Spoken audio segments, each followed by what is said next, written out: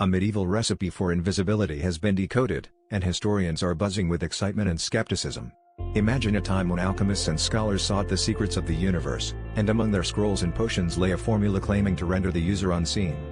Recently uncovered in a dusty manuscript hidden away in a forgotten European library, this recipe involves rare herbs, cryptic symbols, and a mysterious ritual performed under a full moon. While scientists dismiss it as myth and superstition, some historians argue it reflects the medieval pursuit of knowledge and power. This discovery challenges our understanding of the past, revealing how deeply intertwined magic and science once were. As debates rage on, the allure of invisibility continues to captivate our imagination, echoing the age-old desire to transcend the ordinary and glimpse the extraordinary.